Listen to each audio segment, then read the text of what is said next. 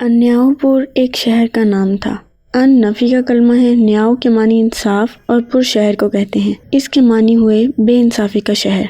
चुनाचा एक गुरु और एक चीला उस शहर में जा पहुंचे और चीज़ों का भाव पूछा। सबका भाव 16 सेर, गेहूं भी 16 सेर, चने भी 16 सेर, घी भी 16 सेर, गोश्त भी 16 सेर, गर्ज सबका एक ही भाव। गुरु ने ये हाल देखकर चीले से कहा कि यहाँ से चलो, ये शहर रहने के काबिल नहीं, यहाँ खरे खोटे सब एक भाव मिलते हैं। चीले ने कहा, हम तो यहाँ रहेंगे, खूब घी खाएंगे, ताकत आएगी। हर तरह से गुरु ने समझाया मगर उसने एक ना मानी। खैर एक अरसा तक वहाँ रहे। अफराद से सब चीजें मिली। चीला खा खा कर खूब मोटा हुआ। एक दफा इत्तेफाक से ईवान शाही पर पहुँचे। राजा के यहाँ एक मुकदमा पेश था। वो ये कि 2 चोर किसी महाजन के यहाँ गए चोरी करने। एक बाहर पहरे पर रहा, एक अंदर गया। उस पर वो दीवार गिर पड़ी, दबकर मर गया। उसके साथी ने दावा दायर कर दिया कि इसने ऐसी कमजोर दीवार बनाई थी कि वो गिर पड़ी। महाजन हाजिर किया गया। उसने उज़र किया कि मेरा कसूर नहीं, मामार ने ऐसी दीवार बनाई थी। मामार हाजिर किया गया। उससे पूछा, उसने कहा मजदूर ने गारा पतला कर दिया था, उसने ईंट को अच्छी तरह नहीं पकड़ा। मजदूर हाजिर किया गया। उससे पूछा गया, उसने कहा सक्का ने पानी ज्यादा छोड़ दिया था, इसलिए गारा पतला हो गया।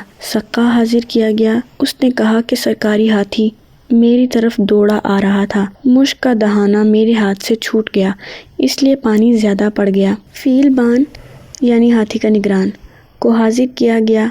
उसने कहा कि एक औरत बजता हुआ जेवर पहने आ रही थी, पाजेब की छनकार से हाथी चौंक गया। वो हाजिर की गई। उसने कहा कि सनार ने पाजेब में बाजा डाल दिया था। सनार को हाजिर किया गया। उसको कुछ जवाब ना आया। आखिर कहीं तो सिलसिला खत्म होता। ये तजवीज़ हुआ कि इस सनार को फांसी दे दी जाए। उसको फांसी पर ले गए और गले में फांसी डाली। उसकी गर्दन ऐसी पतली थी कि हल्का उसके गले में बराबर न आया, हल्का था बड़ा। जल्लाद ने आकर कहा कि हल्का उसके गले में नहीं आता। इस पर यह तजवीज़ हुआ कि किसी मोटे शख्स को फांसी दे दो। तलाश हुई तो सिवाय चेले साहिब के इतना मोटा और कोई न मिला। उसको पकड़ कर ले गए। उन्होंने गुरु जी से कहा, अब क्या करूं?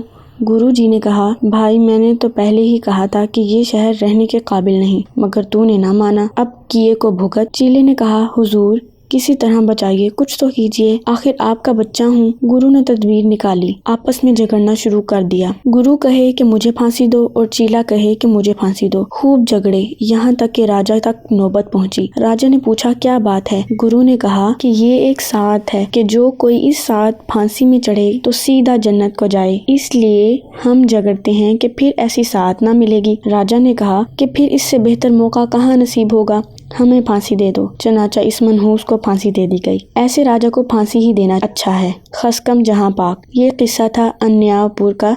बहुत से लोग मुसलमान होकर ऐसी ही सल्तनत समझते हैं खुदा की, जैसे अन्याउपुर की हुकूमत के कोई कायदा व कानून ही नहीं, अंधाधुंध मामला है जिसके कुछ उसूल ही नहीं।